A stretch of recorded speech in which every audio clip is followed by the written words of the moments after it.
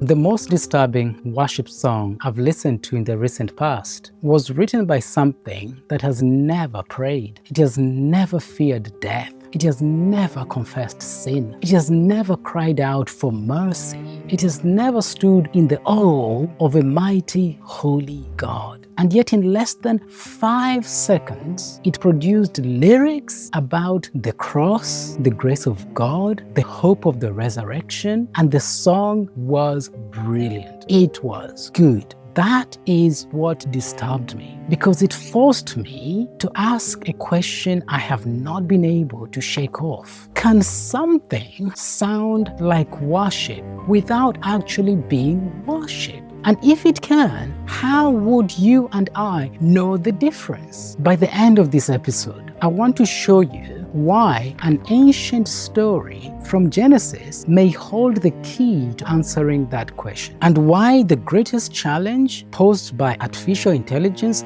today may not be technological at all. It may be spiritual. It may be deeply theological. Welcome, my name is Swaz, and over the next several weeks, we're going to wrestle with one of the most important questions I believe is facing the church today in the age of artificial intelligence, especially the gathering of the saints in a local church. Not merely what AI can do, but what human beings were created to do. Recently, after everyone had gone to bed, I sat alone at my desk as usual and opened my favorite AI. Out of curiosity, I've been playing around with these AI programs. I typed 4 simple words: write a worship song. Almost instant, the screen filled with lyrics. Beautiful lyrics, theologically sound, coherent lyrics, references to Christ, to grace, to redemption, to resurrection. There was even a suggested melody, there was a suggested chord progression, there was a title for me. I had everything I needed for a song. Everything arrived almost instantly, immediately. And as I sat there reading this, I experienced a feeling I could not quite identify. It was not excitement. It wasn't outrage even. It wasn't fear. It was something more unsettling. It felt as though I was looking at something complete yet incomplete, something impressive yet strangely hollow and shallow. Something was missing, something was clearly off, but I could not yet explain what it was. That question eventually led me somewhere unexpected, not to Silicon Valley, no, not to computer science, not to the future, but thousands of years into the past, to a story many Christians know, but very few have connected this story in the Bible to the conversation about AI, artificial intelligence technology. The story of Babel. The story of Babel is often preached as a warning against human pride, human arrogance, and it is. But there is something deeper going on, something surprisingly relevant to our moment today in the age of AI. Genesis tells us that humanity shared one language, one speech, one unified ability to communicate. Imagine the possibilities, endless. No barriers, no confusion, no division. A people uniquely capable of building anything they wanted together. And then they had an idea. Genesis 11:4. Come, let us build ourselves a city, a tower with its top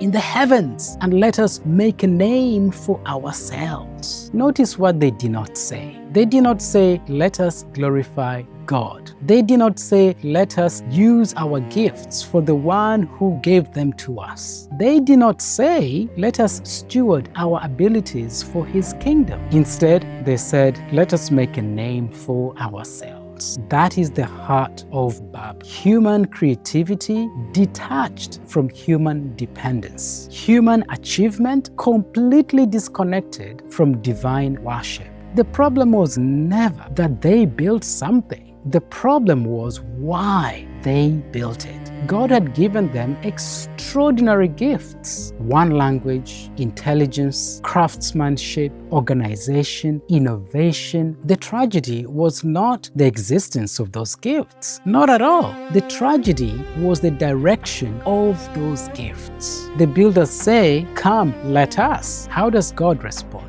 God responds with the exact same phrase, "Come, let us." But everything God does becomes a reversal of their ambition. They wanted unity apart from God, God scatters them. They wanted a great name, yes, they received Babel, name associated with confusion, muddle. They wanted permanence, their project collapsed almost immediately. The place intended to exalt mankind became a monument to the limits of mankind. And this is where the story becomes uncomfortable, because Babel is not merely about an ancient tower. It's not merely about an ancient building project. It's about a recurring temptation in every generation, including ours today. The temptation to celebrate the gift while forgetting the giver. We enjoy the gift and say no to the giver. Now you might be asking, what does an ancient story about a tower, a building project, have to do with artificial intelligence? Everything, my friends. Because beneath both conversations lies the same fundamental question: whose glory is this for? Whose name are we building toward? We live in a moment of astonishing technological achievement. Machines can write, generate images, compose music, analyze information, translate languages. Machines can perform tasks that once seemed impossible. It's a wonderful time to be alive, and those abilities are genuinely remarkable.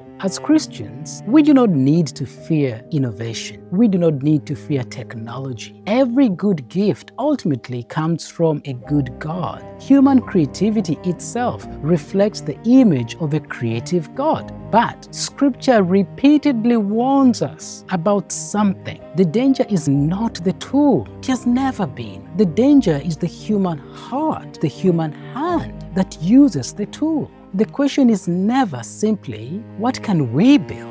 The deeper question has always been, why are we building it? Now, let me be very clear. I use AI. I have benefited from AI. I've used AI in my research, in my works, even aspects of my creative process. I have written a couple of songs with AI. You can check them out. This series is not an argument against technology, against AI, but there is something technology cannot do. AI is not worshiping. AI is not praying, not communing with God, not exercising faith, not loving Christ. It never will. AI has no soul, no spirit, no capacity for repentance, no experience of grace, forgiveness. It has never wrestled with doubt in the dark, never fallen to its knees in confession, never tasted the sweetness of forgiveness. It has never sung through tears. It has never trusted Christ in suffering, has never endured and persevered, never opened Scripture